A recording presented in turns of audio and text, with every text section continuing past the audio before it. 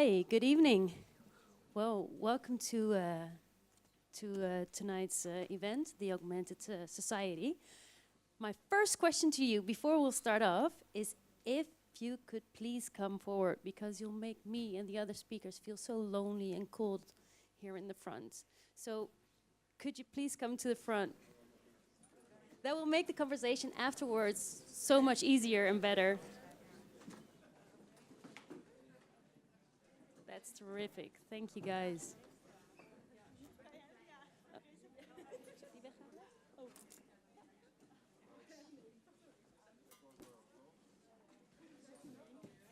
Oh, this feels so much better. Thank you so much. And when I say thank you for coming, I really mean thank you, because I guess right now it's a perceived temperature of minus 17 degrees Celsius or something like that. And you're still coming, so it makes me feel grateful. I don't know about you, Ariel. You're actually pretty sick and still coming, so thank you for that. My name is Daphne Vandercroft. I'll be moderating this evening. And well, actually, this is part 2 of a series called The Research Files. It's a series in which we try to find not new answers, but actually new questions. So we're talking about things that are changing our society and that we think we really should discuss. As a society, what do we think about it? How should the discussion evolve? But to be able to do that, we should find the right questions before we find the right answers. So we are really hoping that you would join the effort tonight of finding those questions. So not only the speakers will try to do our best, but I really hope you can join as well. So that's the series, Research Files, and it's all about augmented reality. The first edition was about the augmented self. Who of you have been to the first edition? Only 3. Wow, nice. So for all the others that weren't there, we talked about, well, first of all, the difference between augmented reality and virtual reality. So when we talk about augmented reality, we talk about superimposing graphics and audio on a display or to have this new immersive experience. Whereas virtual reality takes over the whole experience. And so we've been talking about the augmented self. One of the speakers was Raimo van der Klein. He's one of the founders of Layar, which some of you might know. It was one of the first big AR apps from the Netherlands. And one of the things he said was that when they started off years ago, one of the big problems was, for example, the connectivity of smartphones.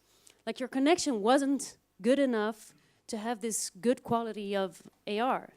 And he's saying for the coming years, your smartphone as a hardware, as a display to use AR will be a big problem.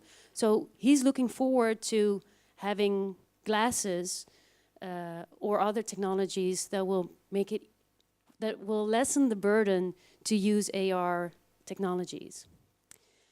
One of the other speakers was Safia Pakhuis from the municipality of Amsterdam.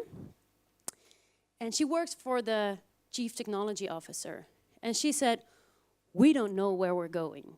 And we are not saying, as a community, as a municipality, we are not saying what it should be. And they are very explicitly asking people to come up with ideas what the city should do. And of course, our third speaker of the evening will also be the first speaker of tonight, Galit Ariel. She is a co-initiator of this series, and she is a consultant for and the creative director for Wonderlands, AR. And she will be starting off with the context of tonight's topic. So tonight's topic is about the augmented society. So we're not only looking at how it will change the way we are using this technology, but how will it change the way we are interacting with each other?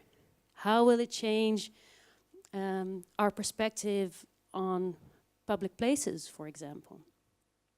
So I think we've got a great lineup for that.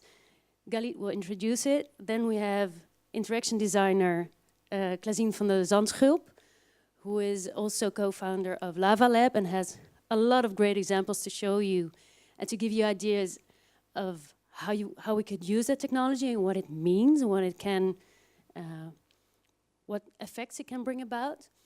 And then our third speaker will appear here, is Daniel Latorre, and he is, I think, somewhere in the US right now. And he is, actually, he is listening in, I think, and he will be on screen later on. And he is an expert on digital placement and what digital places are. So I think with these three speakers, when they're finished, we've got a lot to talk about with you all, with the audience. So without further ado, oh no, I've got one last question.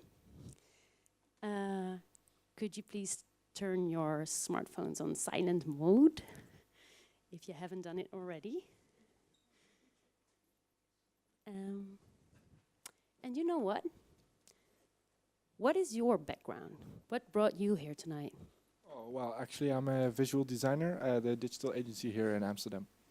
Okay, so what do you hope to get tonight? What kind of information or what kind of ideas? Well, to get inspired in this AR technology, I know some about it, but I like to talk about it some more. So, more inspiration. Are there more designers in the audience?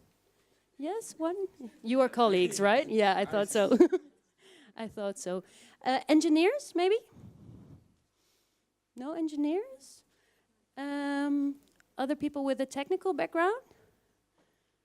Yes. Okay, so what are you hoping to get out of tonight? I'm a physics student. Oh, wow. What I'm hoping to get from tonight, I guess, not necessarily even with like the technical side, but just kind of more, like more insight into like the society or that kind of. Not really sure what to expect yet, but I think it will be great, I guess. Okay, so expectations are really high already. Can I ask you, what brought you here tonight? Well, my sister invited me. No, but I thought the topic seems really interesting, and I do something in shopper marketing, so I was just interested what new things I see here, and if it might be relevant for shopping experiences as well. That's a pretty good idea, actually. Okay, noted. We'll come back to that one. Galit, can I please ask you to come on stage? And please give her a warm applause because she's so sick. Hello. Do you need a glass of water, just in case you... No, but I might be coughing in between slides. So I'll make it meaningful, though. I'll try. So thank you for coming to discuss with us about the Augmented Society in minus 17 degrees. So I want to introduce myself. My name is Galit, and I'm a digital hippie. And using the word hippie really gets a little bit of a cringe, especially when you're talking to technical or development people. And that's because hippies get a really bad reputation. They have the reputation of being people that maybe don't bathe that often. They like to hug trees, and perhaps are not so connected to reality and not so connected to the business part of life, which is what life is about, right? So let me reassure you about that. I never hug the tree. I shower regularly, and I love technology. I'm really in love with technology. And I also want to reassure you that hippies kind of know something or two about technology and about business making, because actually Silicon Valley was forged by ex-hippies. And this is something that we kind of seem to forget over the years because we do have tech conglomerates ruling our economic systems, especially in the last 10, 15 years. But most of the big players in technology started with this weird notion that technology is supposed to better the human experience and not just cash in on it, right? So remember, be different, or don't be evil. That's Apple and Google. How funny is that? So I really do believe in the essence of technology as being something that is supposed to better the human experience and the human society. And this is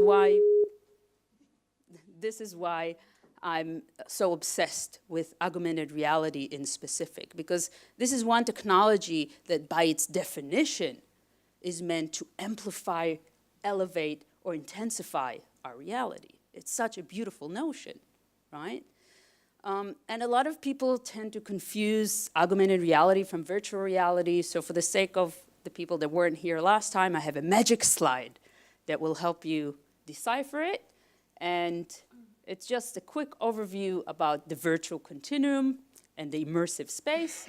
So hopefully within 1 minute, all of you will have a better understanding, or at least will have a mutual understanding of what augmented reality is versus virtual reality and all the other immersive stuff that is happening.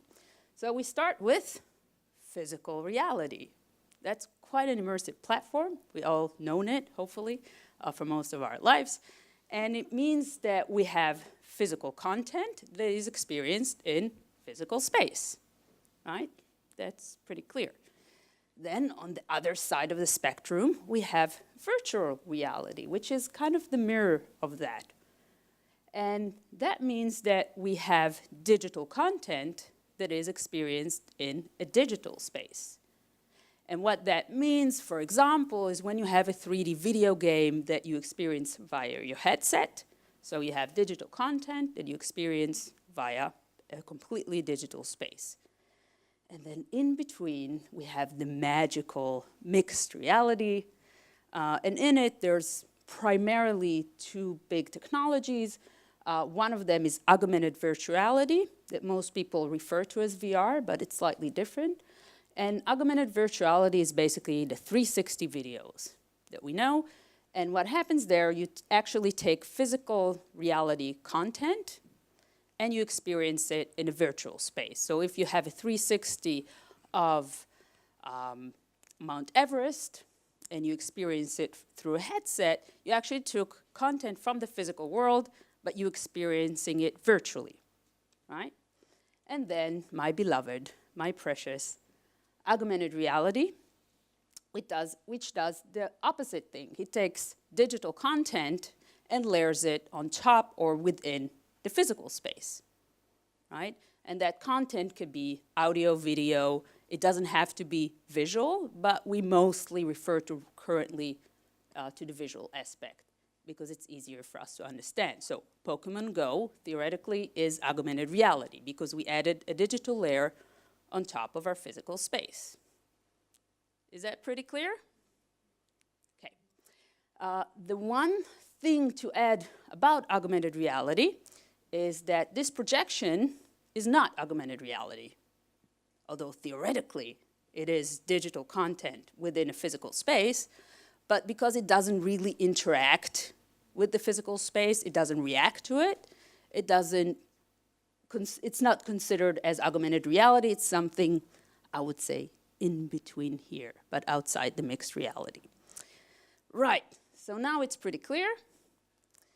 And we also have to agree on another thing, that reality, whatever we call reality, is something very subjective.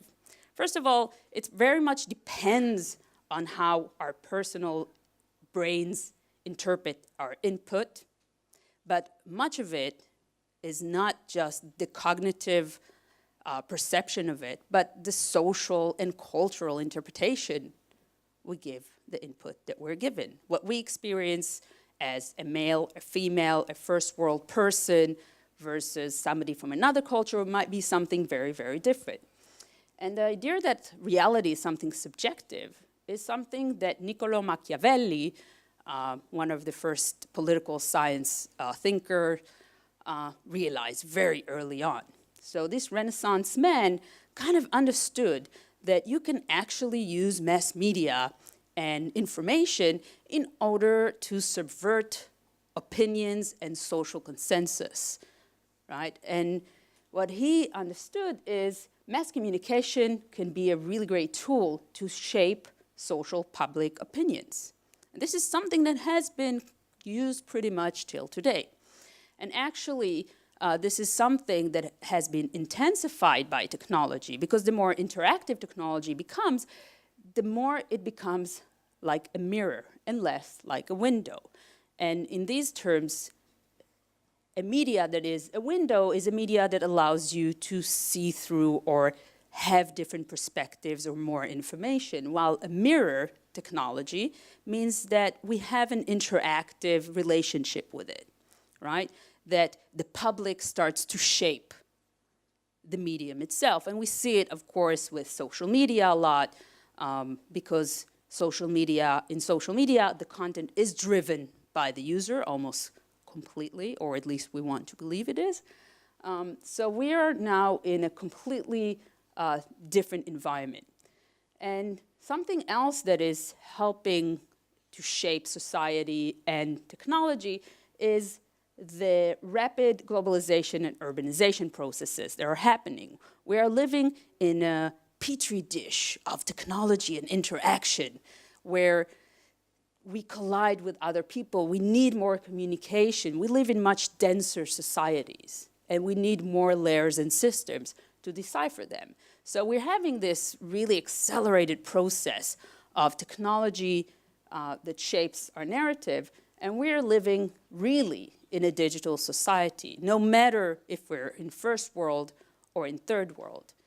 In first world, we have nearly 100% connectivity rates. In the US, up to the age of 45, you have 100% connectivity, and it goes down to 77% if you're 65. That's a massive amount of people that are connected online. In the entire world, we're talking about 44% connectivity, regardless of age, regardless of location. So that is something really massive. And even,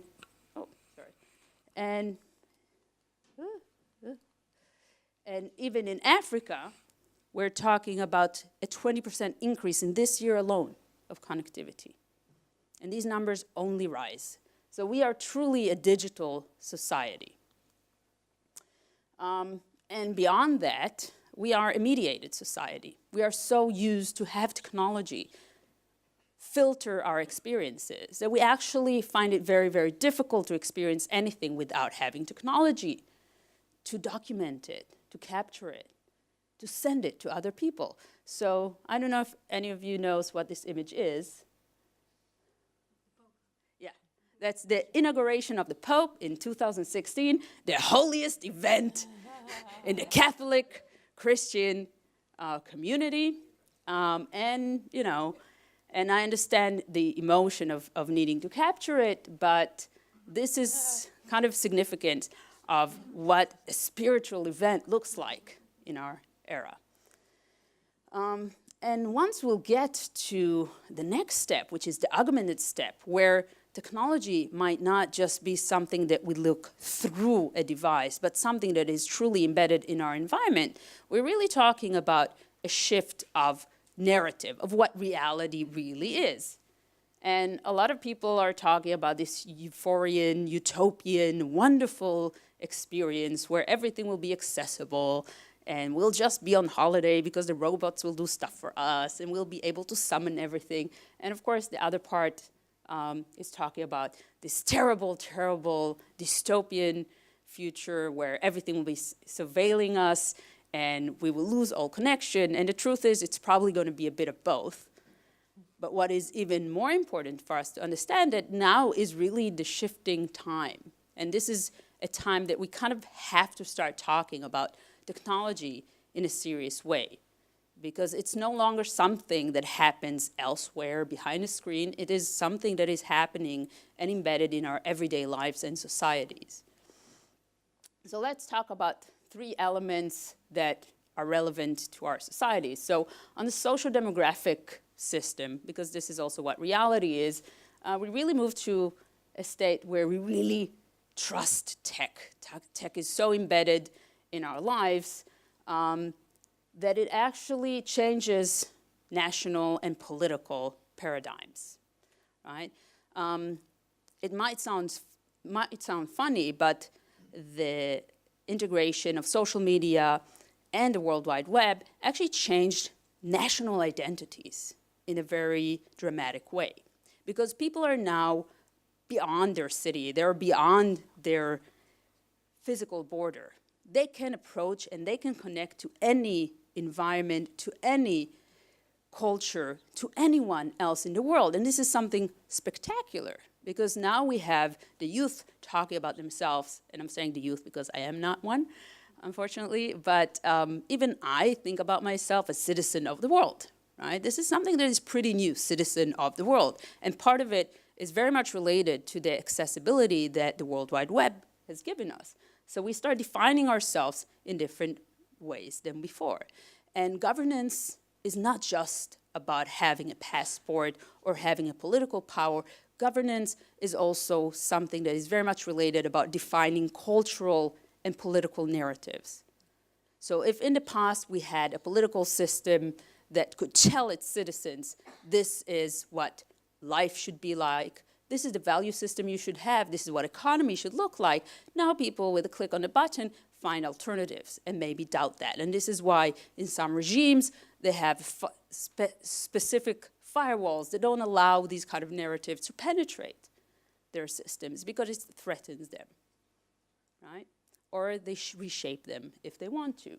So this is really funny, you know, ha ha ha, somebody just took this from the first presidential debate. He thought it was really hilarious that Donald Trump was running for president, so he superimposed this image on his face, but it's all fun and games until the shit gets real, right? So everybody was laughing about it, but Mr. Trump understood very, very cleverly what would social media and what can technology do, indeed, to shape political paradigms.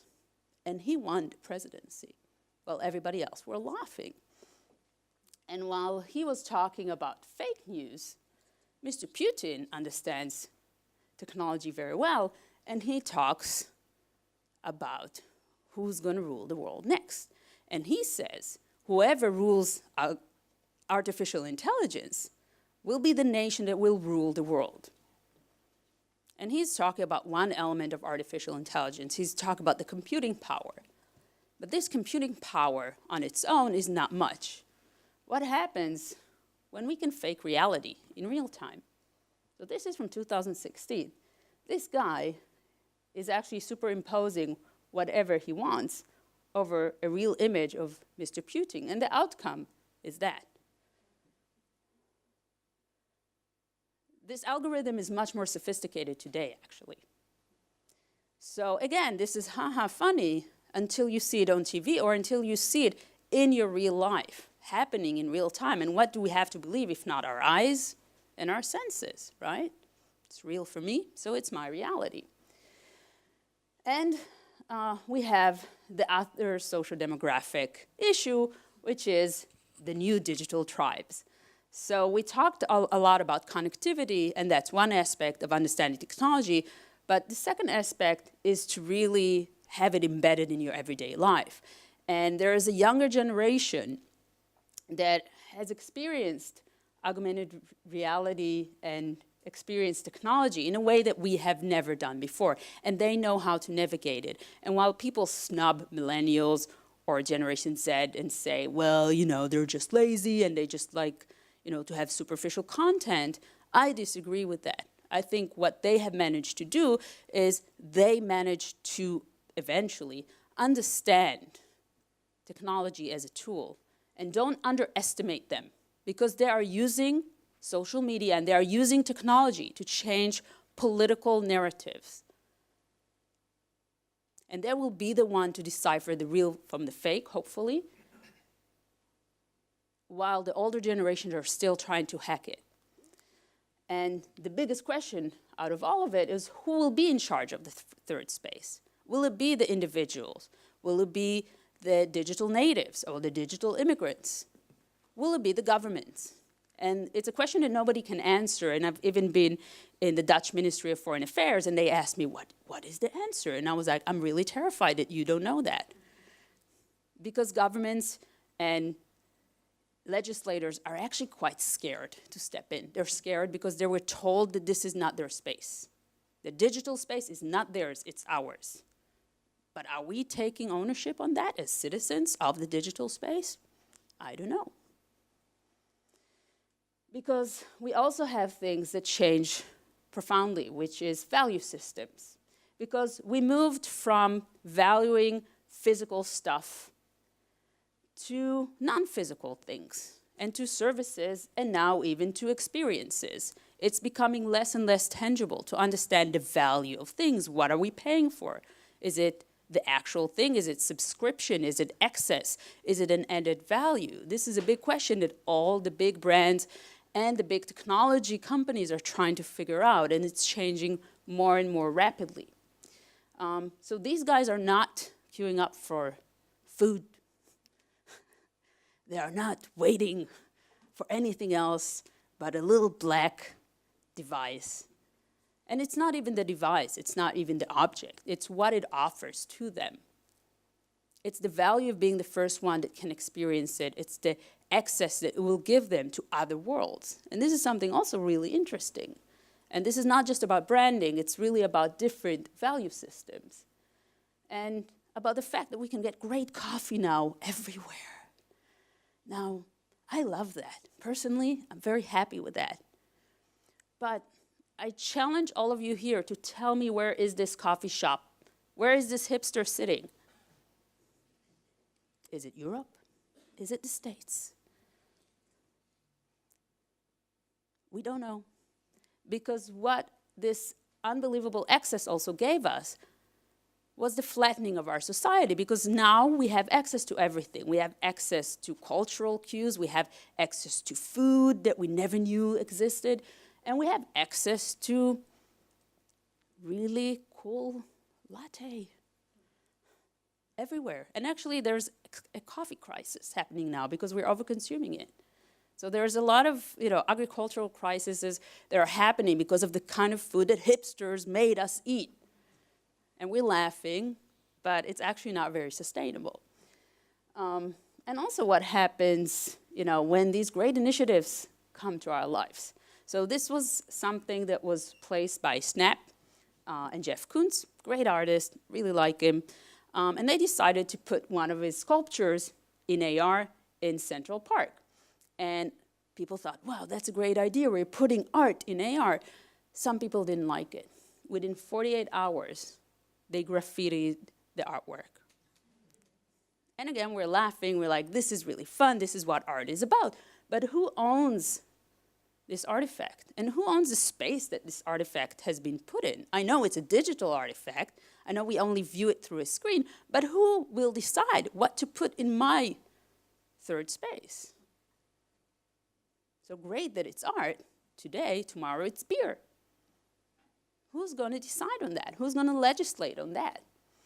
So can we avoid the dark persuasion architecture that will place things in our space?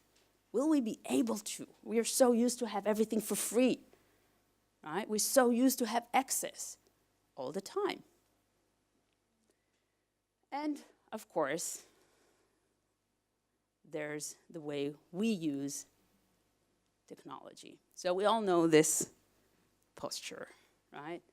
And we all know what happens when somebody pisses us off online. We can so quickly react to that. We can have our voice heard, my voice heard. And we might have lost a little bit of social etiquette with the super accessibility of netiquette, because we can't. My voice is as valuable as anybody else in this world or anybody else that has access to the internet, right? But it really becomes a question on who's controlling who. Are we deciding, are we deciding how we'll react online, or are there mechanisms that are telling us how to react? And the truth is that it's the latter, because most of these platforms are just there to keep us engaged and not to necessarily give us value. And we become so dependent in that we believe everything. So this is the only certified contraceptive app that had 37 women pregnant by mistake. Oops. App glitch, what could we do? You should have read the little fine print. So we become so dependent on technology, we kind of stop and don't think about the way that we interact, the way that we connect, because we have all these systems that tell us what time it is, where we're going, when we should not have sex, right? And the other question is, if we're so connected and if all this technology is giving us so much, why do we feel so lonely? Because the general surgeon, the ex-general surgeon of the US, said that loneliness is actually an epidemic. And there are more people dying from loneliness, from stress-related loneliness and diseases than any other disease that happens right now. This is Jo Cox. She's the new Minister of Loneliness in the UK, just appointed. We are so connected and we are so alone. We are so lacking in creating meaningful interaction. So how can we form meaningful social engagement? Through augmented reality and through emerging technologies. So I hope that even if you weren't a hippie before, you understand that there is a need, an urgent need to have an elevated human experience and use technology as a tool to focus on human as an individual, but humanity as a society in order to have applications that better our lives. And to be honest, so far, out of all the AR stuff I've seen and all the Pokemon Go's and all the apps, this was the most delightful, the most meaningful one that I have found. And I hope the next one will come. And this is something really, really simple. And it's based on projection mapping, and it's just about learning about geography. Yeah, so a big lake. Now see if you can build an island in the middle of the lake with just...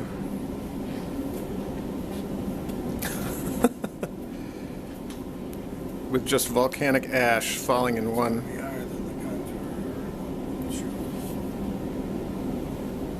That's some weird water. Oh, the island is emerging. Whoa, this is so cool. So thank you so much. And if you want to read more, you get discount throughout March. Make reality great again. And make reality great again. Make reality great again. Make reality great again. Anyone working in the field of education? Because I would have loved to have that last one for my geography lessons. Galit, maybe you want to stay here at the front, sure. because I guess there's some people who might have some questions for you. Okay, let me start off. So you said, are we taking ownership of this new space? And you said, I'm not sure. So what do you think will be the elements that will make us take that ownership? Well, first of all, I think we need to negotiate better with the tech conglomerates about what content we're making and what content we're getting. And I think we've been a bit compliant and very happy to get freebies and free apps and free platforms without really asking ourselves, do I really want it? Do I need it? Does it make me happy? Does it give me value? What is it that I want from technology anyways? We're just sucked into it and we're like, here's a new shiny thing, let's, all do it. And there hasn't been much until now, and it is changing, there hasn't been much questioning of what is the price of this? What happens Who does it? We see it in Bitcoin, for example. People are investing in Bitcoin. It's amazing, it's a new currency. We're breaking the corrupt system, and we're draining the planet out of energy in the same time. So Iceland is having an energy crisis because everybody went to mine there. But we never kind of question ourselves about technology. And it doesn't appear, it looks like an effortless system, but it doesn't appear out of nowhere. You know, mobile phones take a lot of resources to make. So in order to be able to start this negotiation, what should we do? Well, I think we should all look at the way we consume technology and ask ourselves, and it's a different answer. I'm not saying they're good or bad platforms. It's really very much about how we use them. So Facebook, for example, after 2016, saw the uproar of people against the nudging mechanisms there. And all of a sudden, overnight, right? All of a sudden, overnight, they took off all the push commercials in there. So you actually have to make a choice and follow commercial platforms on them to get them in your feed. It didn't exist before. And it took so much. It took the 2016 election and an investigation to get to it.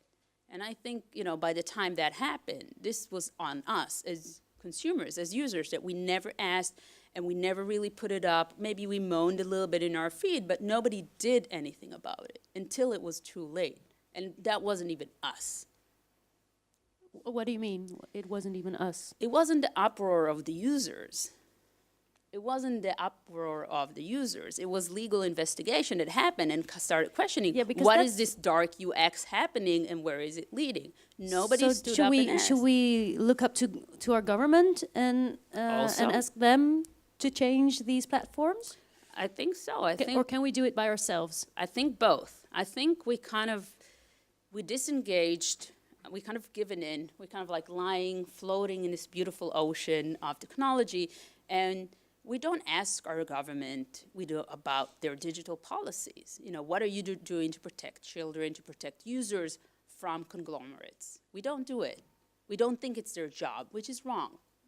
Because then change government. You know, they say, there's only one space online that has no government control, and it's darknet. And there's pretty terrible things happening there. This is not what we want from a digital space to be, not really. But are we electing governments based on their digital policies? We don't ask this. So if we go back to what we actually do want in our digital space, well, maybe are there people in the room? Oh, you have a question? Oh, yeah. Do it. Can I? Do it. Yeah, we'll do yours first. Oh, sorry. Is this okay? Well, it was more about when you ask, like, what should the government do? When I think of an app, or for example, YouTube or Facebook, it is this international being, almost like a river. It is not, the government does not feel responsible for it because it's not per se in their country. So how are you going to do that, for example? Well, they're starting to think about these entities in their countries because they realize that they're not getting taxed. So all of a sudden, when it hurts their pocket, they're very, very aware of where is this entity, you know, legally supposed to be.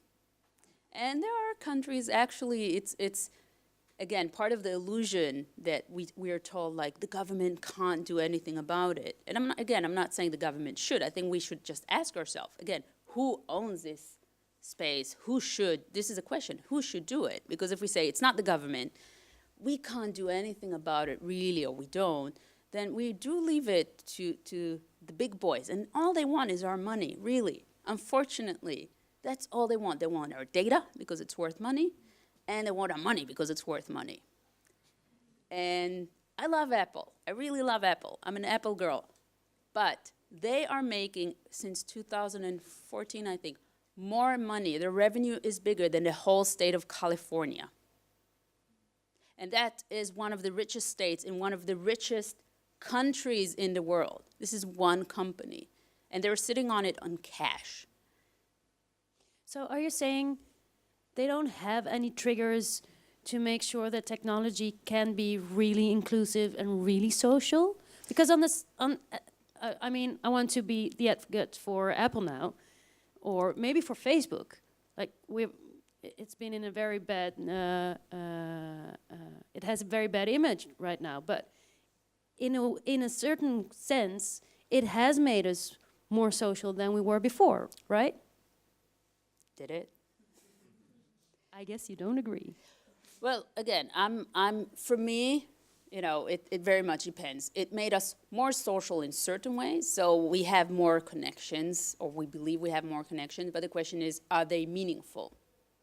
So could we then use this new technology or this new field of technology, which is AR, to enhance that real social interaction between people? I'm afraid that if we don't do it with AR, and if we do use this superficial, dark UX systems, we're going to create such a terrible existence to ourselves, because there won't be a disengage anymore. So, do I understand you right that we have to first tackle the problems that we have right now in the fiber of our? Yes. Okay, and then we can make a real social AR dynamics. Yes, because AR is built, you know, partially. Luckily for AR, it will be different in interaction level than, you know, behind screen interaction is, because, and this is something that a lot of digital UX and UI developers also need to understand. You can't just take the World Wide Web and just layer it on top of the physical world. That's not going to work, because this is something I know. The way I hold something here in the physical world and the way I hold it in the virtual space is very different. It actually counterintuitive. So we'll have to relearn, you know, engagement and layer things on top of it, and that will become really interesting.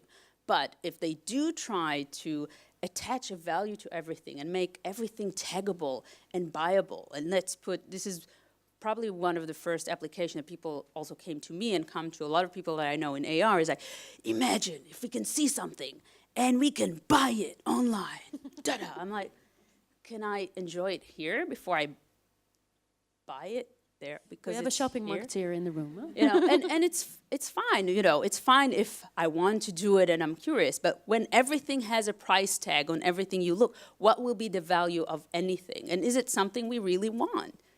Is it something, that dreads me. It dreads me, the fact that somebody will look at me and be like, we'll know where I got everything.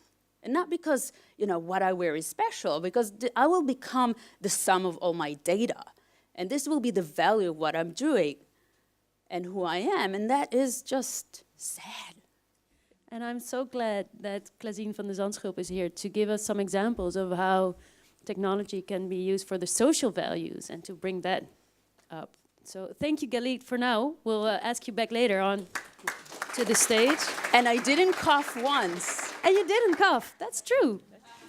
You should have heard her before. So, Klazien, you're an interaction designer.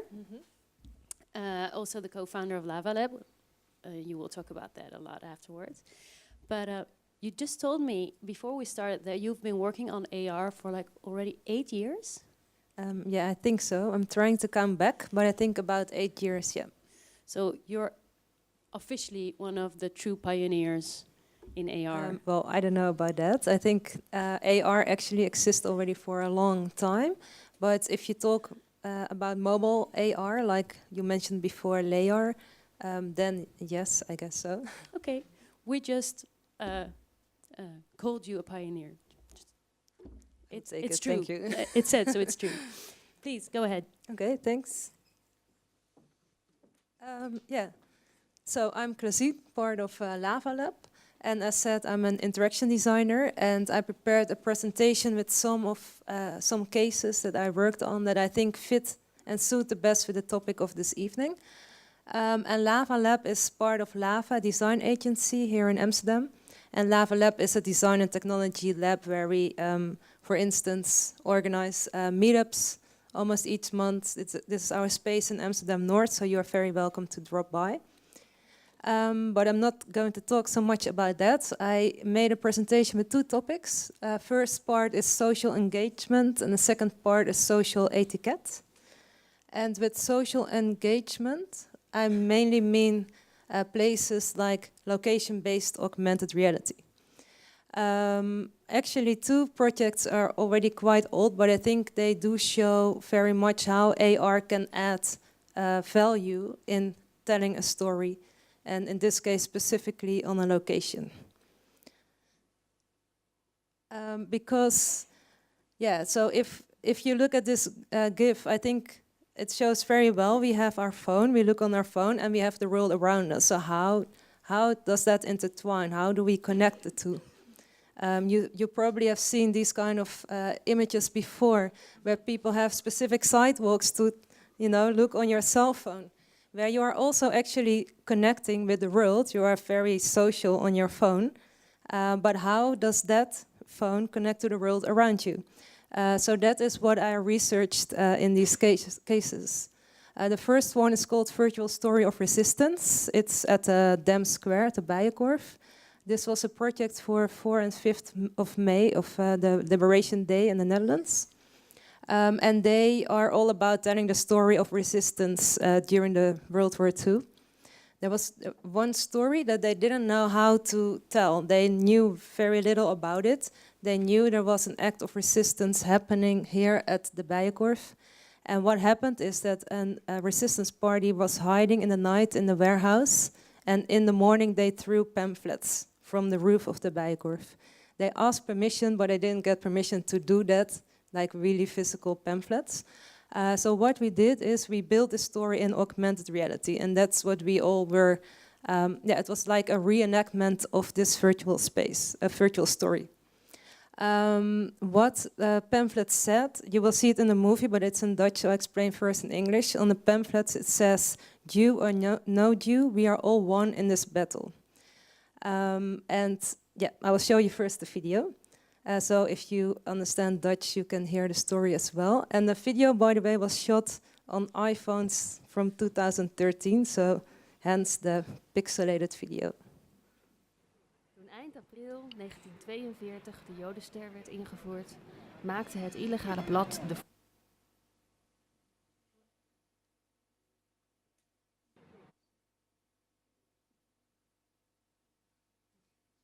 I'm not touching anything. Toen eind april 1942 de Jodenster werd ingevoerd, maakte het illegale blad De Vonk 300.000 papieren pamfletten met het opdruk Jood en niet-Jood, één in strijd.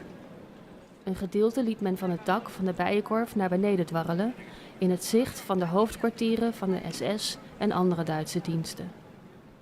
Kijk door de camera van je telefoon naar de Bijenkorf en zie de sterren nog eenmaal dwarrelen.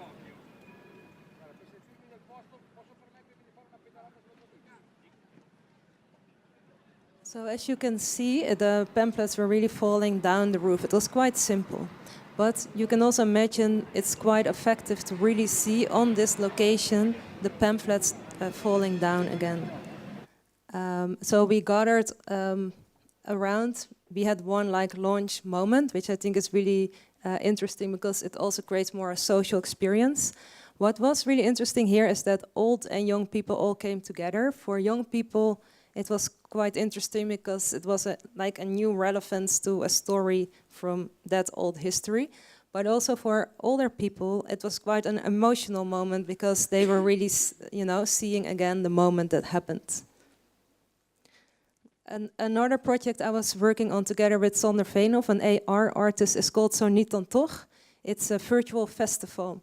And we kind of started this out of frustration as the project I just showed you. If you pass by the Bijenkorf, you don't know there are virtual pamphlets falling down the roof. How do you know that? There are so many interesting projects happening in AR, but how to find them? How do you know that? Because it's not that visible. Because of that, we said, well, let's just create one festival, a one-day festival on a specific location where we celebrate the virtual space. So everything is happening in the virtual space. The ticket to the festival is your smartphone, so you already have it in your pocket.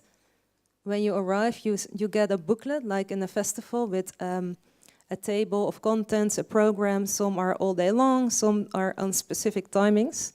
And the booklet says gives you all the instructions how to open an app, how to see a project. I'll show you some of the projects that we have shown. One was part of the Eye Film Museum, where they were screening Jaws. So we had sharks swimming in the eye.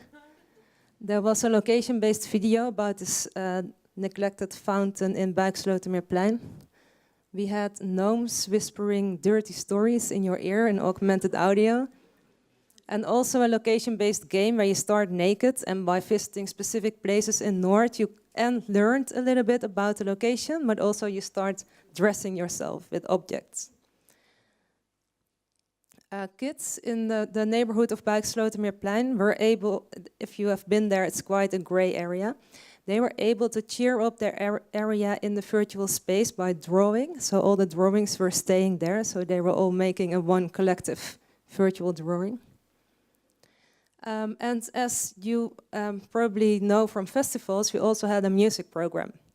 So what we did here in the Tolhuistuin, we started by talking to the director, who was quite frustrated as he was not allowed, he didn't get the license to play amplified music. So he wanted to program some bands in the garden, but it was not allowed. So maybe you think here people maybe make videos of a band, but they were actually watching a virtual band. What we did is we recorded some loud bands on green screen. This is ZZZ. And we put those bands on the stage virtually. So at one specific time, of course, I can have a band play here anytime I want, but then you miss this social interaction, this social feeling being with a crowd. So everyone saw the same band at the same time. And also the band themselves showed up to see themselves play, which is quite special for them as well. So it was an interesting research also to see how people reacted, how people were willing to, visit this virtual space, even though you have to download some apps, you have to do some trouble about it, but then still you get rewarded. The last project in this first part of the presentation is Maya. It's my most recent project. It's from last year in Germany, Munich. I worked together with composer Mathis Nietzsche, and he's an opera maker. But he had a problem because he wanted to make an opera about science fiction, and he needed some help from me to create this. This is also quite location-based, or very much location-based. The whole story started in this building. You can see it on the background. It's an old deserted building near Munich. And he immediately had this story in his head. Something happened here, we don't know what, something happened here. So he built this science fiction story about a woman called Maya, and she's also the opera singer. And the story is about the future. In the future, she is the only human still alive, because as we humans want to live eternally, we find a way to do that. We upload ourselves, so we have a digital eternal life. So that is the thought. So as a visitor, you start visiting the space, and first of all, it looks like a museum site. Like you see, these ropes. You are asked to download this app, and by the it's really hard to explain this if you're not there. But the graffiti you see here, the graffiti, we use those as markers. So when you hold your camera to the graffiti, you saw digital artifacts, and those were the first hints of the story, what was happening here. So you saw like digital signs, like for instance, one sign said, "Wash your hands before upload." So things were happening here. People were uploading themselves. So that was the first part of the opera. You saw, this is a sign in German that says, well, the people who transformed here. And you see this like a memorial sign with all these names turning around. And all other like little hints or digital, also a bit glitchy artifacts about what happened here in the future, because you are in the future. And smoke coming out of the machines, etc., etc. So at one point the opera starts, and there's this one opera singer. No one is sitting down, everyone is walking around. And in the different scenes, things happen. So the opera singer sings part of her story, of course.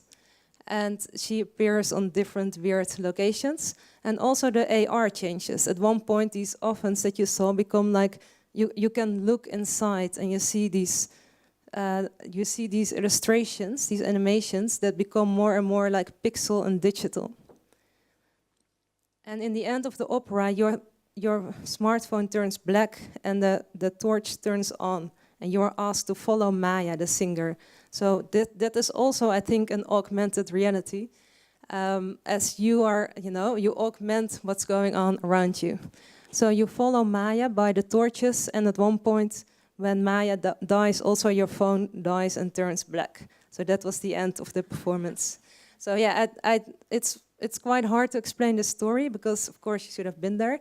But I think it does show how powerful AR can be, and also this is a quite interesting way of telling the story because the artifacts are digital. We are talking about the digital future. I have a little video as well.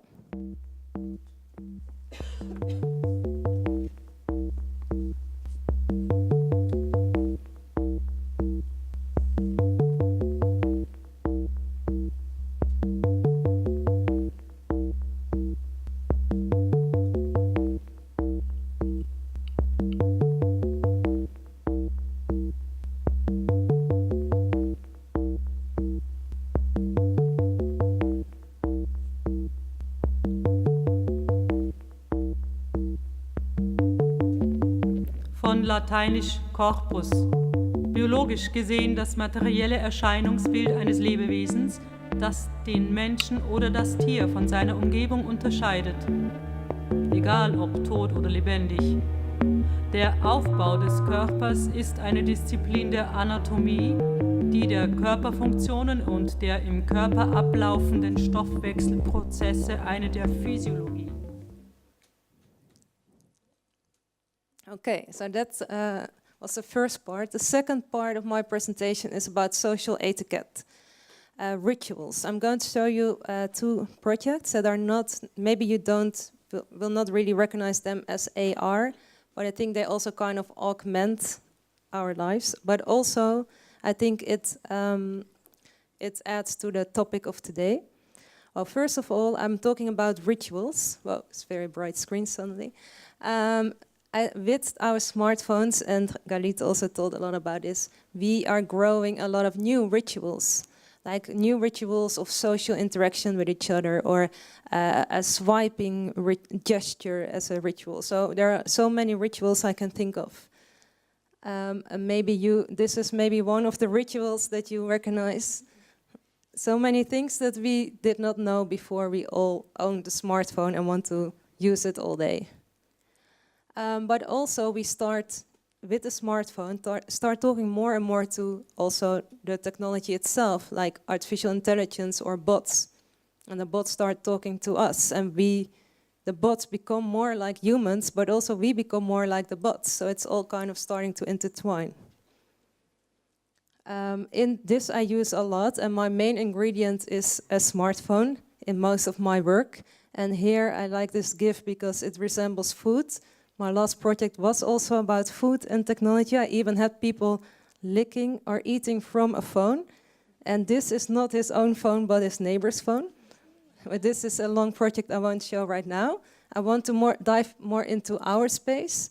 This is a project I started last year. It's a WhatsApp chatbot that starts talking to you and asks you questions about your social interactions online and offline. But it also forms a performance because you start following the bot and listening to the bot and acting like what he asks you to act. So together you also form a performance. This is a project I'm doing together with Why Not and hackers and designers. We were inspired by, also mentioned already by Galit, by the research that's done that we humans become more lonely. And also that we miss physical touch, that we need physical touch. When you are touched, you also need it to grow mentally and physically, and also if you are in pain, for instance, you need human touch. So research shows that by using more and more smartphones and digital technology, we start to miss that because we touch each other actually less. So this project kind of zooms into that question. So it asks you also to touch people, to swipe someone. It really zooms into the connection between online and offline identities.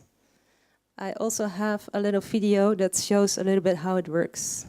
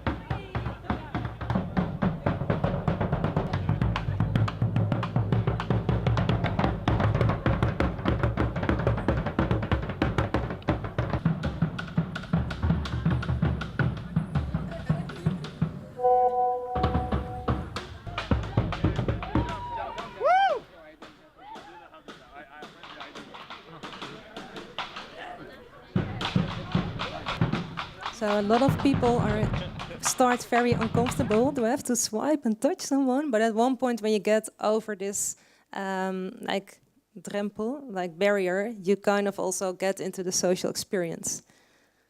The last thing I want to quickly also show here is Do a Disco. It's actually quite an old project, but I think it really shows how technology can help us also to find each other, and how usually it's also seen a lot as asocial when you are scrolling down Facebook on your phone or watching, listening to music in the train and not talking to anyone. But this music can also make you connect to people unexpectedly. So that's what Do a Disco does.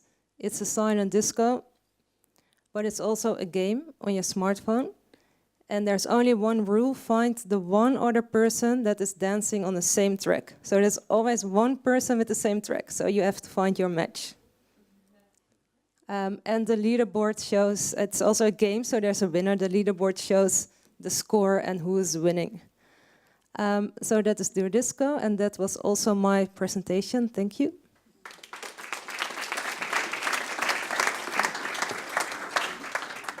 Thank you so much. So, do you have some new inspiration? I do, actually. Thought so. So if you have any questions, just raise your hand and I'll come with the mic to you. Well, it struck me that every project you showed us has this very important element of having actual real people there that you can touch and smell and hear. And so what do you think is the social interaction that we have through technology, is it the same that we have in real life, in the physical world, or does it give us a new experience? Well, I think, with my projects, I think I'm also trying to find, or I know, I'm not thinking, I'm also trying to find a new connection, because we also spoke about that before. We are changing, the technology is changing us, it's developed. We can, you can say, no, I'm not going to participate in it, I want to get out of it. But then, I don't know if you know someone without WhatsApp, maybe that person is not invited anymore. In the room? Yeah. Nope. Oh yes. Well, a friend of mine, for instance, was not on WhatsApp anymore, and he was not invited to parties or didn't know about it anymore. You're also kind of left out of society, so you can better join it. But then, we also talked about that before. Be also careful on how you do it. But then, with my work, I also try to find new rituals to make this on-offline connection work better. So it's not online and offline, but there's also space in between. Okay, and what are the barriers, like maybe on a technological level, that you still have in your work, that you hope you won't be having in, let's say, 5 years from now? Well, when we're talking about augmented reality, the phone is the screen. It's also a barrier if you're really looking into visual AR. And I think with the wearable devices like HoloLens, which is, I think, terrible, but it also shows you know, how this can develop in the future or maybe with contacts. I cannot wait for that moment to happen. And for me, that technology is not developing fast enough. So I think for designers and creators, that is really like a dream that we can really create like this interesting virtual space around us. So yeah. So it's really the hardware that is still holding you back from. Yeah, but on the other hand, I think 2 or 3 years ago, I'm not sure, I switched from iPhone to Fairphone, which is also a little bit back in technology, but you also kind of accept it because it's also I didn't want to own that iPhone anymore because I also saw the trouble. And Fairphone is so much more fair, but then you do, yeah, but you do take a step back in technology in the development. But it did not bother me because, yeah, it's also about what you value more, I guess. So I'm also a little bit double on this. So I cannot wait for technology to develop further, but then in a sustainable way, I hope, and that we also become more conscious about that. Are there people in the room who have an idea for a next project that they would like to start maybe in AR, or maybe a problem you're seeing right now and that you would love to solve through AR? Maybe just to give you an example, in the last edition, we were talking about the augmented city, and there were people saying, well, we could have an Amsterdam without tourists, or at least through your AR device, you could experience the city like that. Or so there were all these kind of ideas for which you could use AR to solve problems that you're having in your daily life. Sorry. I'm coming to. You mean you should have VR glasses or AR glasses that are able to filter out the bad things, like, for instance, tourists?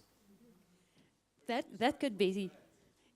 Who decides what's bad? Someone is asking. There's a question here in the back. Yeah, I don't have an idea, but I want to ask a question.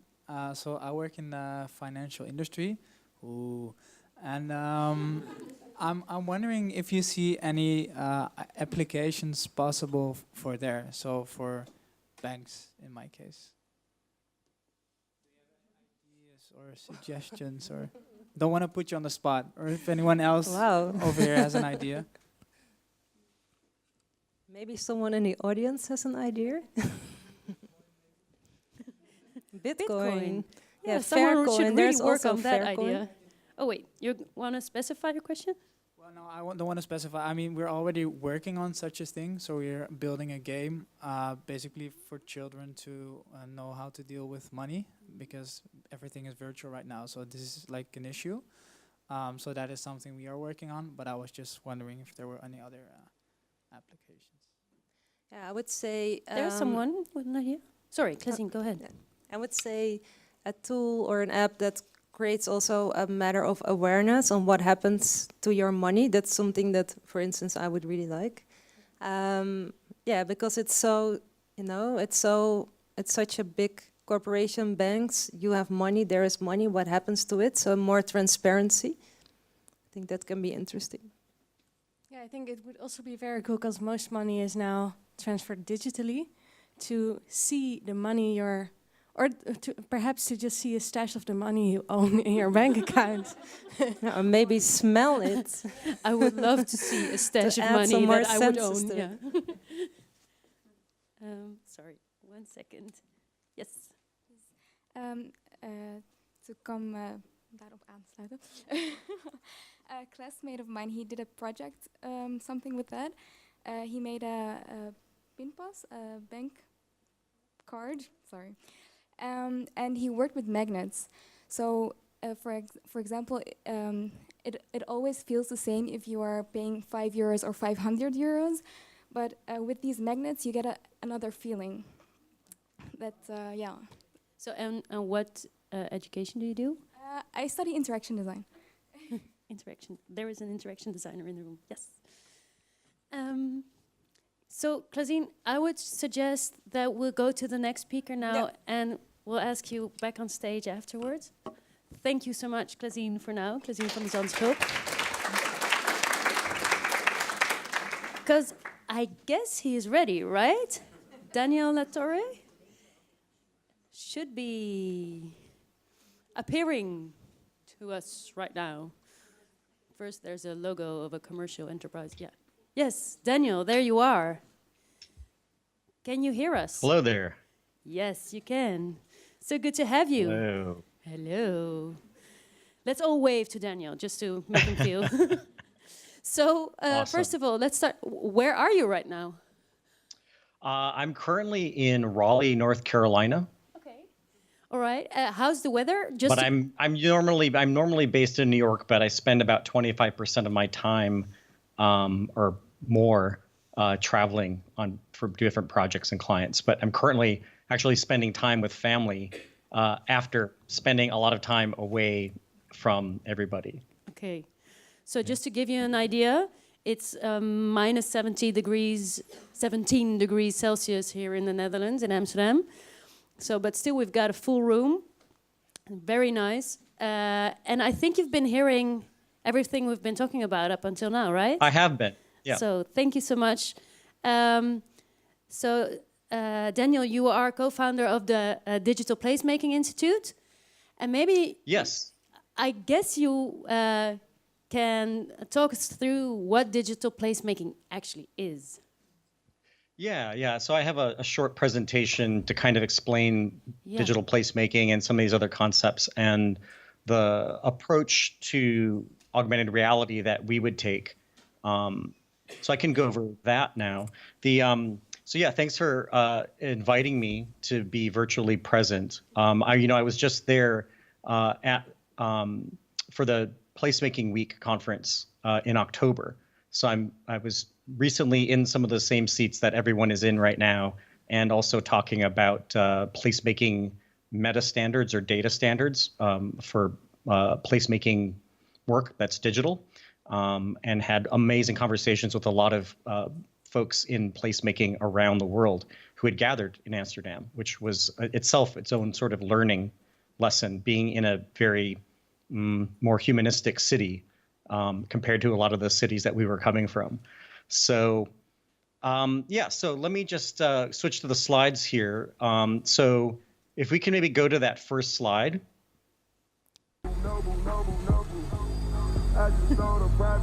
We see someone with a selfie stick. Wow, yeah. That looks painful.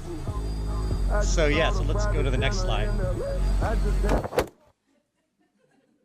Right. So basically that GIF is one of my favorites that I use over and over again because it still describes how so many companies or city governments or projects approach technology, which is let's take a cool thing here, a cool thing there, put it all together, and even if one of those things was thought out really well, it's being slapped together in a generally unmindful way more often than not. And it's okay if this is in a parking lot, and it's for a funny YouTube video to get viral clicks. But imagine if there's thousands of these all over your city and they've been paid for and invested from multiple stakeholders and they're all just piling on top of each other. And I doubt that any of us would want to live in a city like that, regardless of whatever the technology is.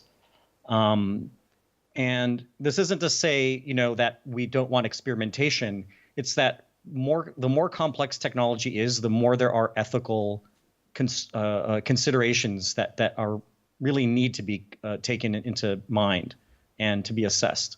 So we've talked all about the smart city, right? And I don't know if anyone has seen some of the recent posts coming out this past week or 2 weeks ago, but I think it can be an argument can be made that the smart city is officially dead. You had Bruce Sterling, who is sort of one of the founders of cyberpunk, say, everyone, please stop talking about smart cities. It's bullshit, And you had Anthony Townsend, who wrote the book literally on the smart city, saying it's done with the idea kind of as we've gone past its useful time.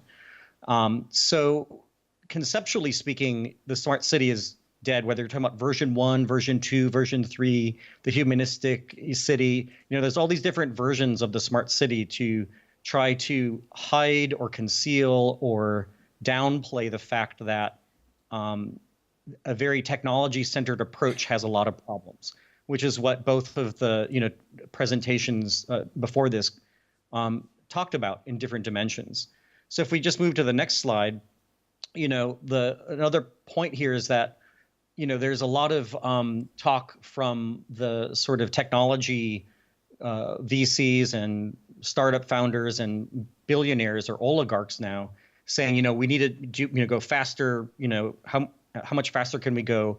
The question that I offer, and that a lot of us from the more ethical side of things say, is if we're going fast in the wrong direction, speeding up is the worst thing to do. So if we're headed towards an iceberg, you don't want that boat to speed up. You want to know, well, where are we and where can we go? Where should we go?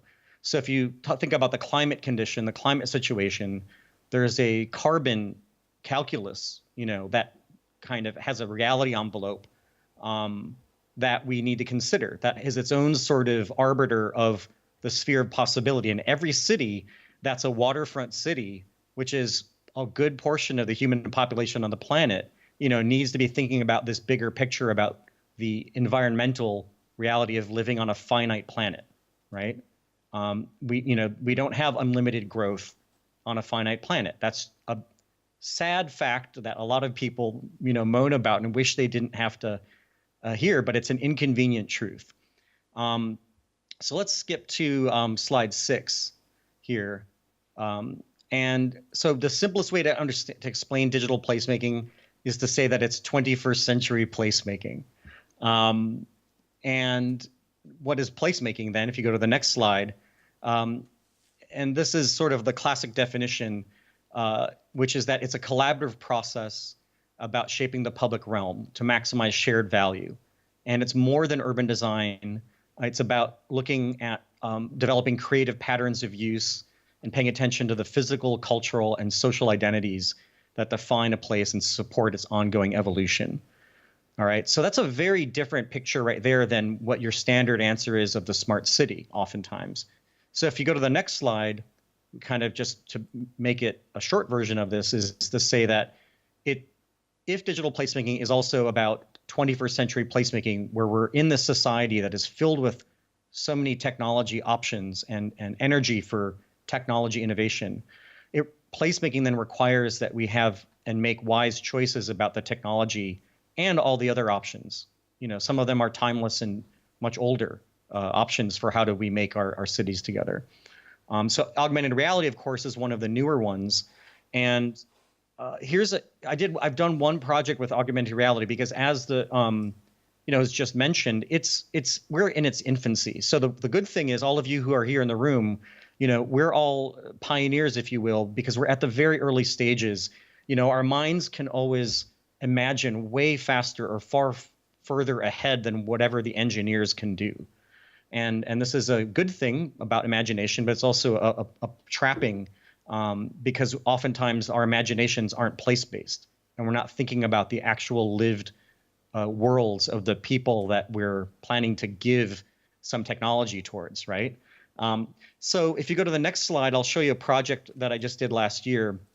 And if you click on the left video the left item is a video. So if you click the play button, and the audio is not meant to be on, so if you could mute the audio in case it's on. But so here's the dilemma: is a lot of augmented reality apps or even mobile apps tend to be individual experiences, and that was the last thing that we wanted to offer from a placemaking standpoint. So this was done for a university, the University of New South Wales in Sydney, Australia, during their freshman orientation week. And this was purely meant as a demonstration project to prove the concept.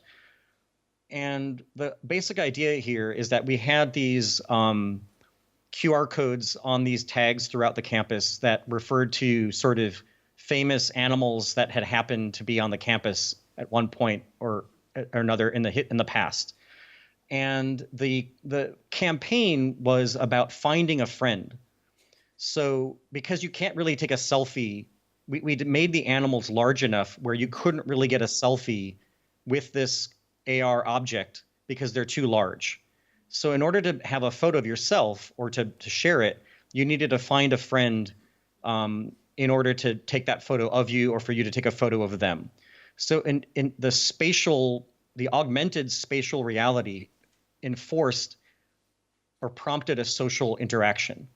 And so that's one of the ways that we wanted to demonstrate as simply as possible how would digital placemaking look at augmented reality in a very intentionally different way and to demonstrate it. And of course, the facts are that, again, have already been mentioned, is that, the phones suck, right? Like all that this technology is so early stages that you can't have large scale objects. You can't have precision.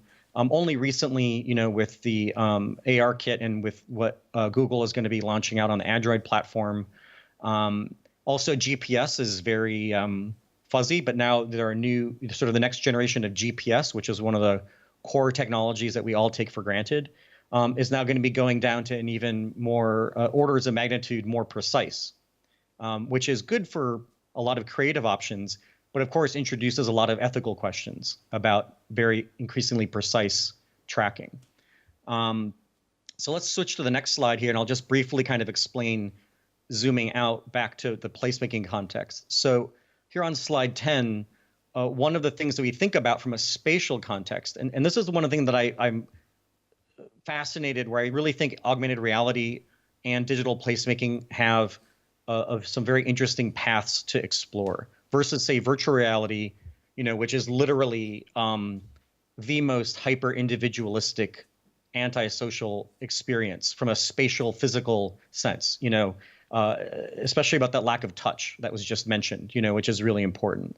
So from a power of 10 perspective, what we talk about in placemaking is that you want to have multiple activations in an area, which creates the sort of destination or the social vibrancy and the interestingness of a place, which, depending on how that's managed, can have a lot of good social benefits in addition to the usual economic benefits that people talk about. So that's one way that augmented reality can really help with this, in a way to more rapidly deploy some type of activations and to be more plastic and playful and responsive to the conditions in society, from a protest perspective to a cultural communications, history, et cetera. If we go to the next slide, on slide 11, this is just something that you can look at later, and these slides can be made available, but this is one of Project for Public Space's sort of most cited diagrams. But this simply describes the 4 dimensions on making a great place. So you have to have good sociability, good uses and activities, have a good comfort and image about the place, and it needs to be accessible and have linkages to other places and destinations that you want to go.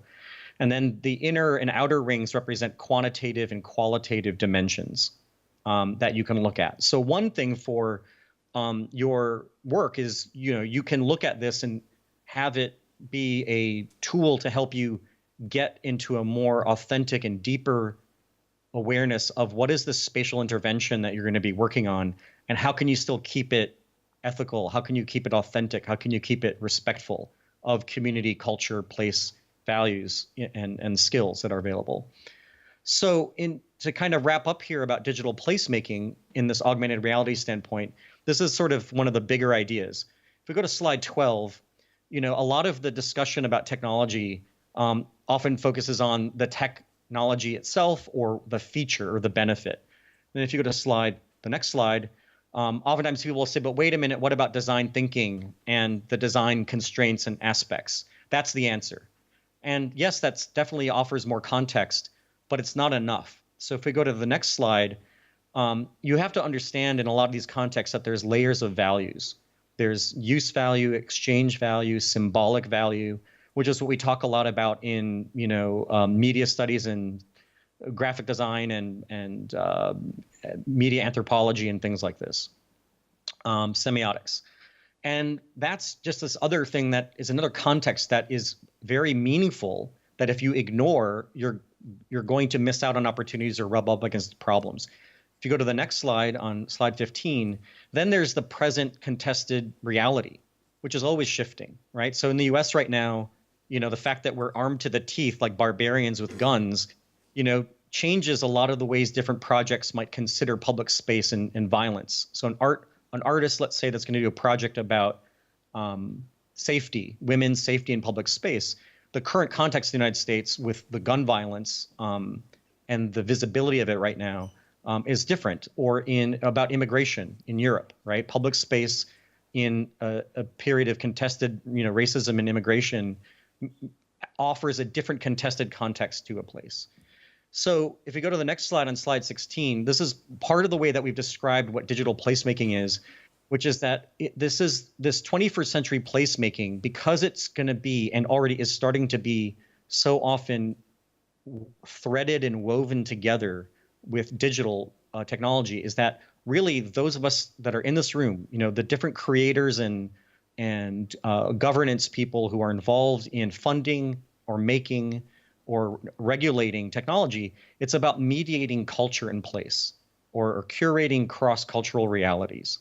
And so that's a very different, more sociological, anthropological dimension than simply the graphic design, the engineering, the science, and what have you. So let's just go to slide the 17, the next slide. So just the simple point here is, you in Amsterdam know this well, is that decades ago, you guys made a decision to switch from the car to mass transit and biking. And there's a general awareness about the social impact and benefits of that choice of mediums. There's the medium or technology of the car versus the medium of the bicycle and the medium of walking, shoes and streets, right? And likewise with mobile phones, in its especially applications that induce an individualistic attitude, that's akin to the automobile, the private automobile, versus say something like augmented reality or urban screens, which if used and depending on how they're used can generally have a bias that is more social versus a bias that is very individual. So going to the next screen, this is something that's very particular to augmented reality, which is that what it literally makes us confront is what are our gazes? So you talk about the male gaze, right? You talk about the nationalist gaze, all the different sort of gazes. There's a lot of discourse on this in cultural studies and critical theory and science and technology studies. So, as creators, there needs to be a literacy about, well, what vision or gaze are you replicating? So, even if you're making it have better UX and it's cool and fun, are you seeing like a state or seeing like a right-wing libertarian, right? And there's different ways that that's amplifying tendencies that are in our society. Are you replicating American lenses, an American gaze on beauty, on commodification, right?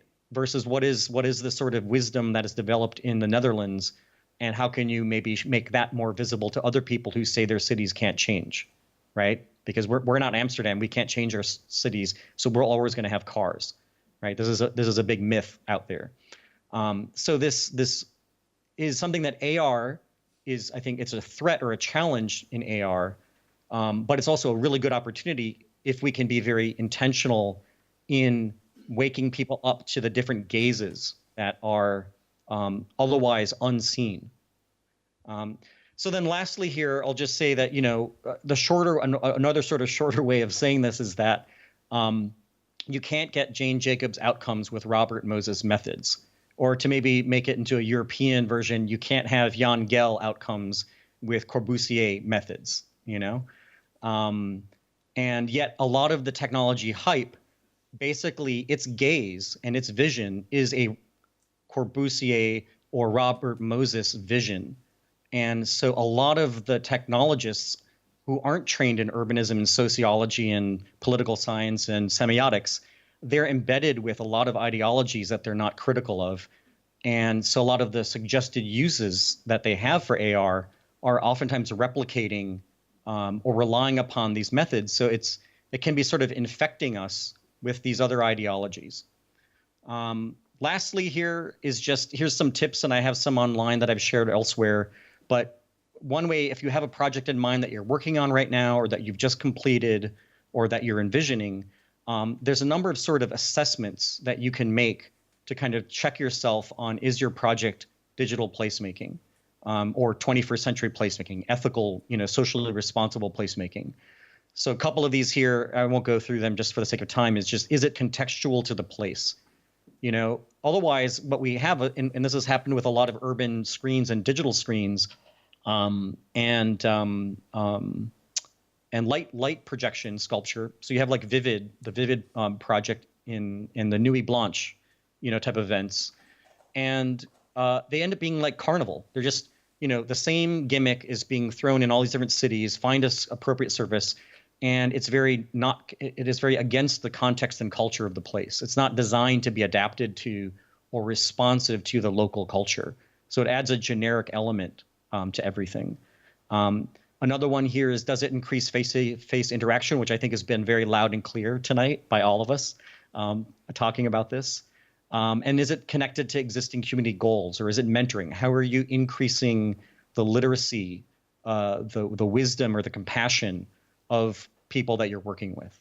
So this is just a sort of tip of the iceberg about how digital placemaking can use things like augmented reality to better answer this question on slide 22, which is, how do we all live together? Which is kind of like one of the big questions of our age right now, in hyperglobalization, where we're all sort of colliding on each other and also being much more visible about what we're doing, and finding out that the way that we're occupying this planet is maybe, needs a lot of change. And thankfully, a lot of what's happening in Amsterdam contains a lot of the wiser paths forward.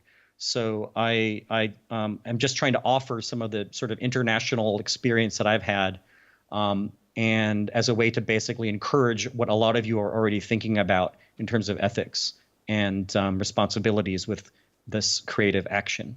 So thanks. Thank you so much, Daniel.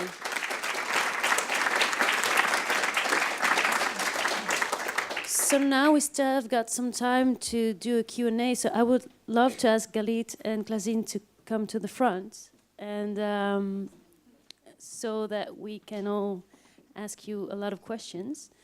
I've got a first one, because all of you mentioned next to you, Dave.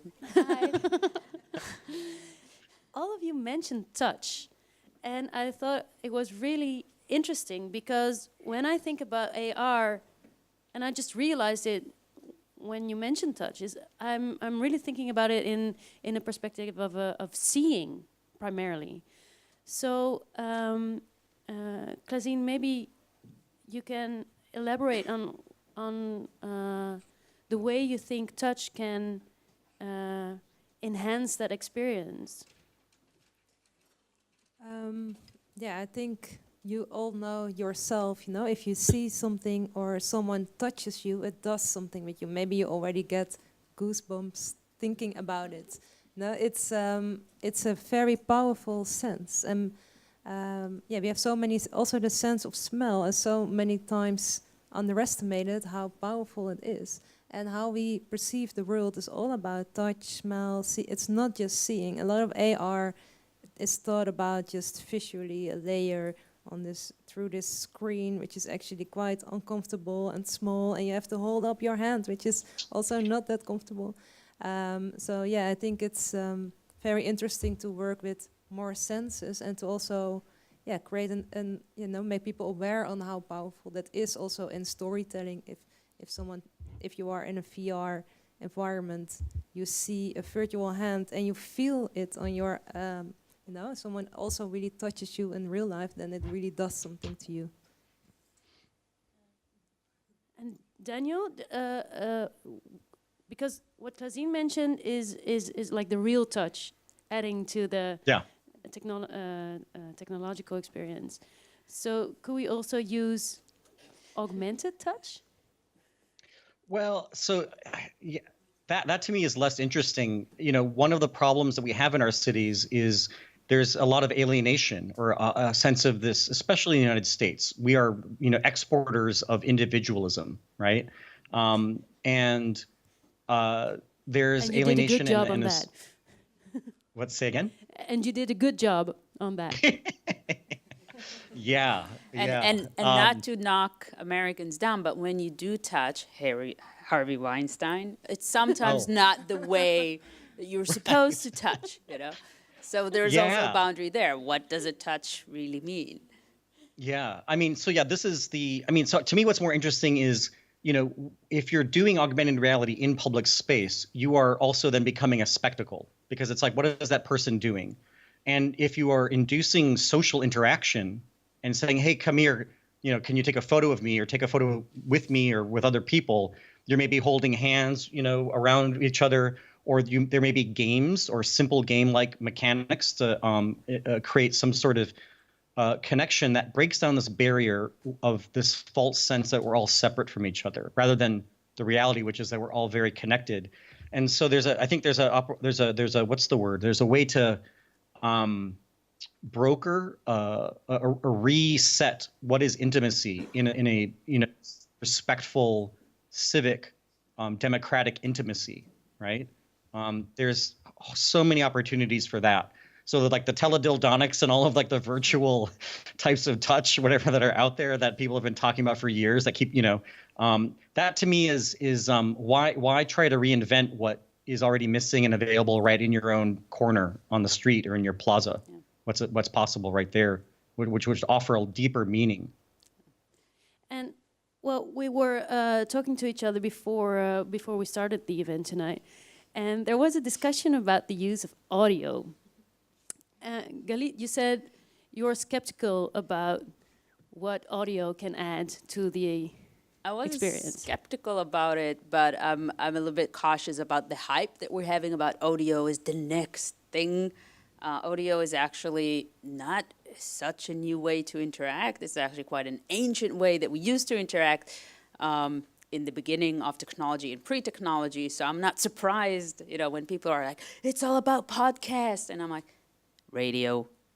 You know, we used to do it all the time, and everybody are moving like, you can listen to it in your car, and I'm like, yeah. So I'm not skeptical about it, but I'm just, you know, I'm kind of like surprised about, you know, how much we like to find this new thing that will change our experience completely and the way we interact, you know. And again, the truth is probably a little bit of everything. And again, technology for me is something that you're supposed to build on existing interaction, on existing things and make it better and not replace it. You know, now we're all going to move to audio. I'm like, yeah, and so we're not going to look at anything. You know, it's just silly. Yes, please. Yeah, I think podcast is very great and audio is the next big thing, although it's not that new as we think it is. And I think we shouldn't underestimate the power of things like podcasts, but aside from that, sorry.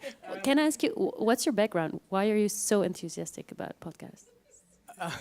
I have no background in podcast. My background before podcast was radio, so of course. No, but I think it's funny that you said this, because I'm very curious in the way augmented reality can like enhance this platform like podcast or audio, because I think a lot of people still cannot appreciate the way audio should be appreciated.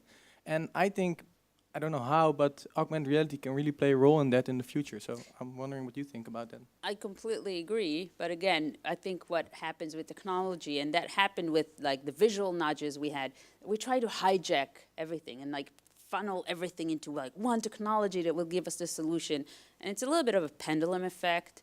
That we're like, we're all going to go audio, and then we're like, yeah, what's next? And we'll find something else, another haptic or back to visual. And the truth will be something in between. I believe in audio. I believe in adding or embedding audio cues within environments to make them better again. I believe in visual. I believe in multisensory when it makes sense. Clausine, could you, maybe you have some examples of how audio could yeah, well, actually, I was so afraid I mean, I was so burdened and annoyed by visual AR, because it's so limiting and it's not really such a nice experience. Still, it's not really that nice experience, I must say. That at one point I switched to audio only, so augmented audio, because audio is such a powerful tool. It's so realistic. You can hear a voice like someone is, you know, talking next to you, and speaking to you. So I think it's a very, very powerful tool. I don't understand why there's a hype. So there I agree, because it was always really powerful, and I love audio, I love podcasts. But I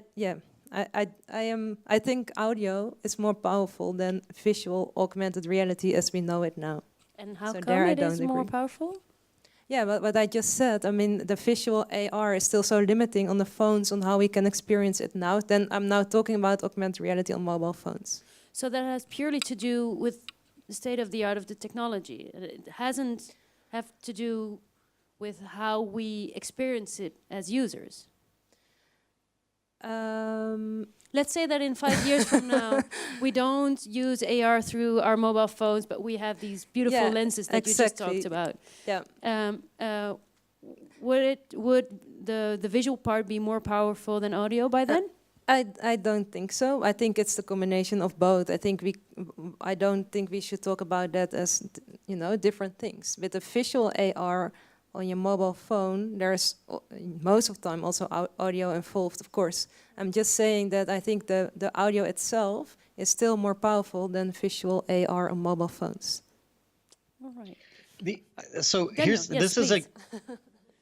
I just want to make, so here's this is a great example. So this conversation that we're having right now is what I would say, and we've inherited this framing from the engineering world, which is let's talk about the technology. Now, it's powerful, and I know we're all sort of simpatico and sort of birds of a feather about why we're here and what we want to be, what direction we want to be heading towards in this. So to me, from a digital placemaking standpoint, it's like what you want to do is say, well, this is about storytelling, and it's often about a place. So within which communities are we talking about, in which places, and what is the storytelling that we need? And then we can talk about, well, how could conversational UI and audio augmented UI, work? Because so often the engineer voice, which has sort of colonized our brains, is we get talking about, the different technologies, and then we just get farther and farther and farther away from why and for who. Are there more questions in the room? I would have one for you, Daniel. So you're saying it's about storytelling. So is it another way in which stories will be told, or are other stories told? I mean, so every shift of media, every time we introduce a new type of medium, that changes the way that we tell stories, and it also changes the way that we understand stories.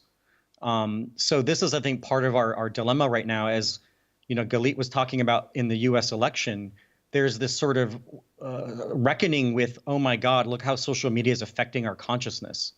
How it's been intentionally, abusing our consciousness. Even though advertising has done the same thing, but that was okay, right? So the fact that it's now political and a very bad result, bad direction ended up happening, has sort of woken people up to the biasing that all technology has. No technology is neutral, right? And you'll even hear engineering types and the sort of committed technocrats say technology is neutral, it's just the user that's the problem. But that flies in the face of like 33 decades of media studies and all kinds of humanities and social science research about what technology does and how constructed it is. It's made with biases. It induces biases.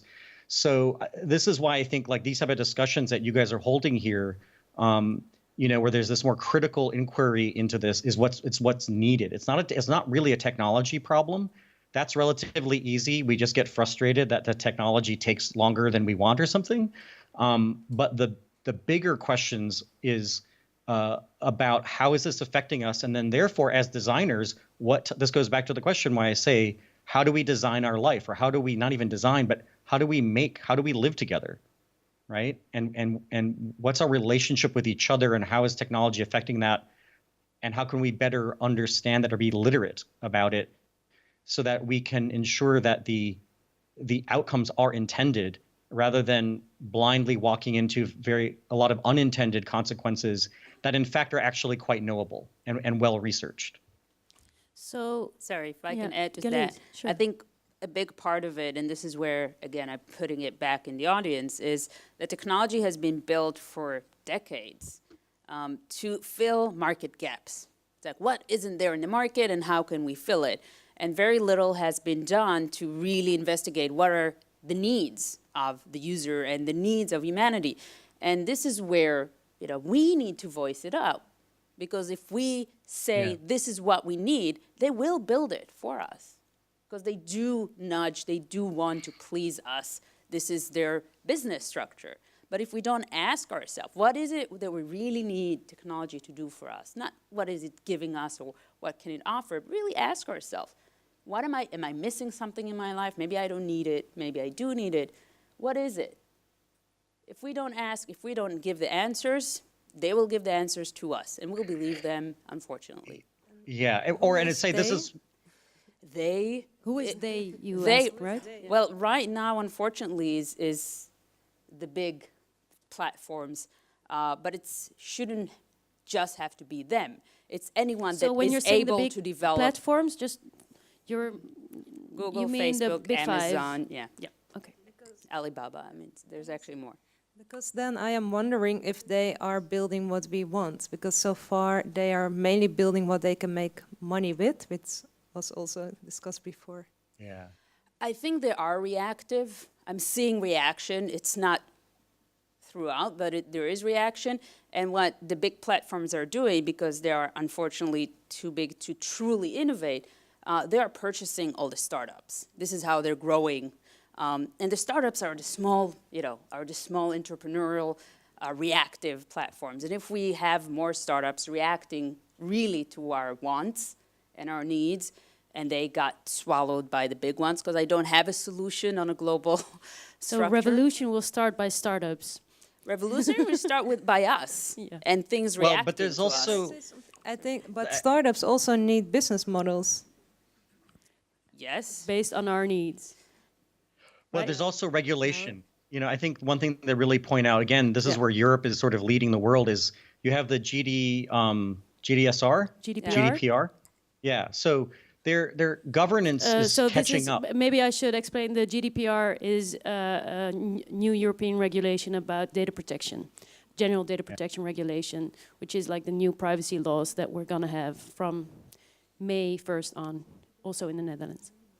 Yeah, so being able to revoke your data, to exclude it, to actually truly shut down your account, get a transcript of all your data. These are rights that in the U.S. we don't have, right? And so a lot of abuses and very coercive, data projects are being put on us.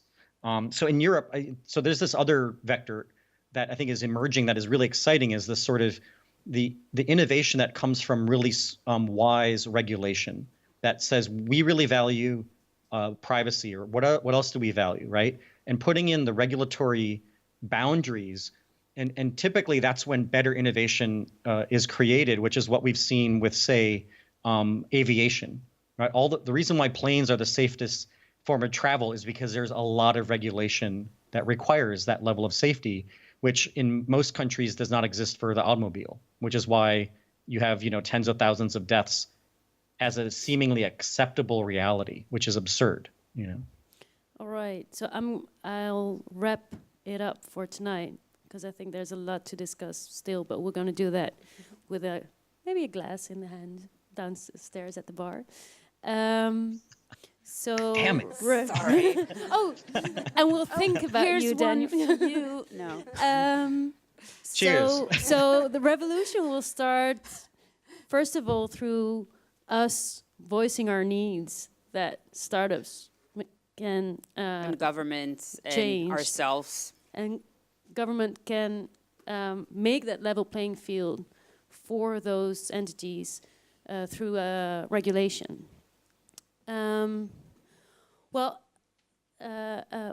We asked all three speakers to prepare a question. Remember, right at the start, I said at Research Files we're hunting not for the answers but for the questions. So yours was very clear, Daniel. It was how do we want to live together, And I think we can show Klazine's and Galit's questions too. So Galit, this is yours. How can we create meaningful, inclusive, augmented experiences? And Klazine added the last question, who owns the virtual space? I really want to thank all three of you. Maybe you want to give them a hand. All speakers, Daniel Latorre, Galit Ariel, and Klazine van de Zandschulp. And I'd like to invite you to the third edition of the research files about augmented reality, which is the Augmented Self, which you'll find on the website of Pakhuis Zwijger. And you'll find a lot more on the agenda. So if you like this, there's probably a lot more at Pakhuis Zwijger you'll also like. So thank you very much for coming here tonight through the cold. And I hope to see you back on the third edition. Thank you so much. Bye. Thank you.